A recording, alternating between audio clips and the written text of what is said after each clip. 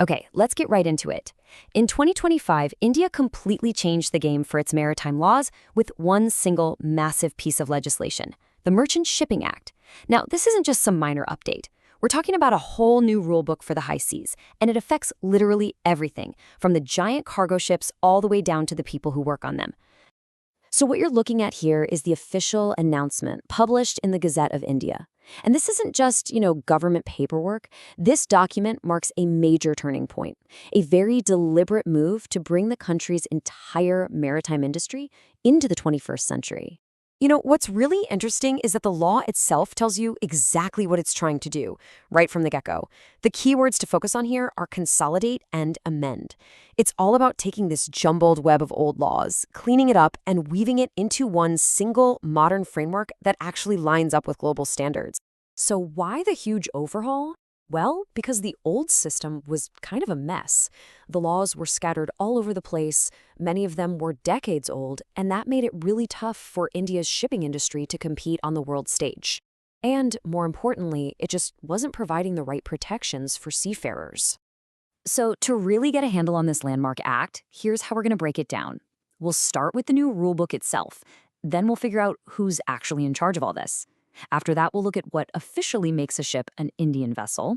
Then we'll get into the really important stuff, the new deal for seafarers, and we'll wrap it all up with why this new law is such a game changer. All right, first up, the rulebook. The whole point of this act, what it says right on the tin, is to build up Indian shipping and its workforce in a way that's best suited to serve the national interest. This is all about boosting the economy and cementing India's place as a serious maritime power. And make no mistake, its reach is global. The act is crystal clear that these rules don't just stop at India's coastline.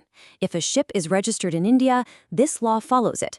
It doesn't matter if it's docked in Mumbai, sailing across the Atlantic, or passing through the Panama Canal.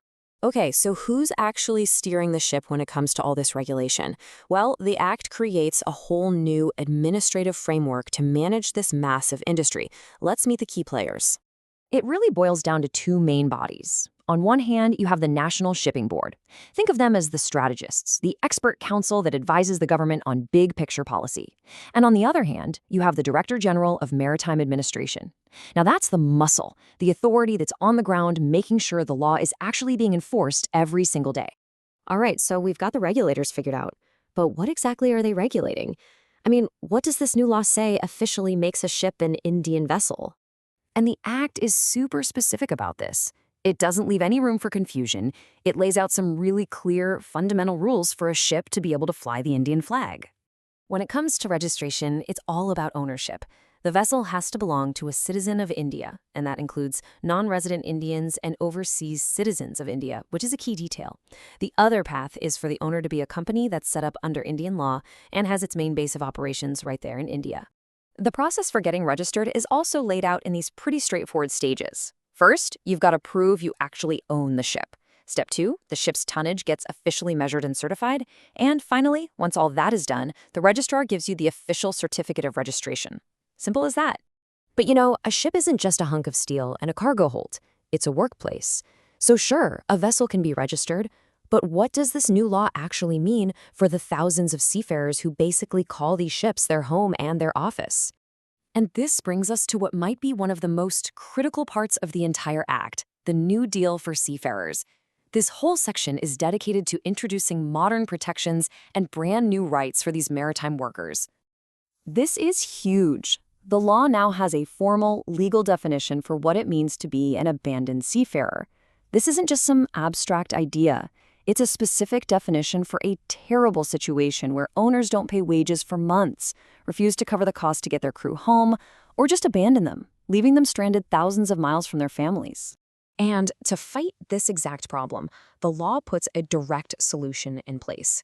It now forces ship owners to have financial security set aside specifically to pay for repatriation. It's a safety net, really, designed to guarantee that no matter what happens to the shipping company, the crew will get home safe. The Act also draws a very clear line in the sand on age. No person under the age of 16 can be hired to work on any vessel. Full stop. And the list of new rights just goes on. The Act now officially guarantees the right to be sent home at the owner's expense, the right to paid vacation time, and, this is a big one, clearly defined hours of rest to prevent exhaustion. It also locks in guarantees for free, good quality food and water, and access to medical care and a safe workplace. Okay, so let's zoom out for a second. We've looked at the details, but what's the big picture impact here? Why does this one law, the Merchant Shipping Act of 2025, matter so much? When you pull it all together, the benefits are pretty obvious, and they really touch everyone involved.